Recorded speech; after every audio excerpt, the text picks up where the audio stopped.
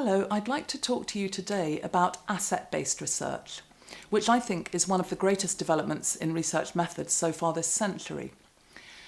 Up to the end of the 20th century, research was almost entirely deficit-based, almost entirely focused on problems, on gaps, on lacks, gaps to fill, problems to solve.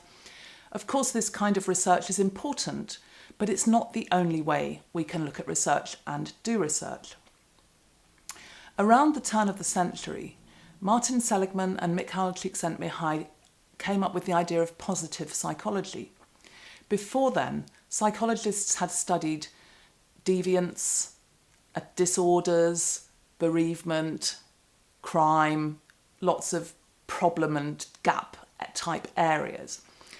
But these guys thought, hang on a minute, why don't we ever study people who are happy, people who are resilient, people who are emotionally healthy, and find out what we can learn from them that might be useful for other people to know and to understand. So they began to work in those kinds of areas, and the positive psychology movement has now really taken off, and there's loads of information online if you want to have a look. Not long afterwards, organisational researchers came up with a similar concept independently. David Cooperrider and his colleague Suresh Srivastava came up with a concept called appreciative inquiry. And what this meant was that when they went into organisations, rather than beginning by asking, what are the problems you are facing? What solutions do you need? They began by asking, what does this organisation do well? What do its customers or its clients really love? What is its staff really proud of? Okay, now we've got our heads around that. Now let's look at what you want to fix in the light of what you already do really well and how you do that. So it's not about a rose-coloured spectacles approach where you whitewash the difficult side of things. It's about taking a different lens. It's about starting with what's going well and using that, the information that you gain from that, to try to help to solve any problems that may exist. And there's also Amartya Sen's capabilities approach. That was devised earlier, 1970s-ish, but not really used for research until around the 2000s. And Amartya Sen is an economist and philosopher and came up with this idea of capabilities because he thought capacity alone was not enough. And to give you an example of this, universal human rights.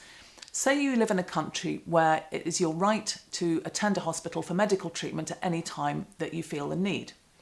So that's great. That's a really humane type of country. That's excellent.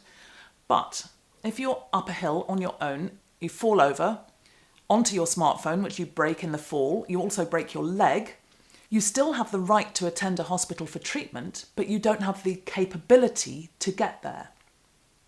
So capacity is no use without capabilities. This was Amartya Sen's distinction, and this has begun to be used for research quite widely around the world. I know of a project using it with housing in Brazil, another with indigenous people in coastal regions in northern Australia, another with young people in urban New Delhi.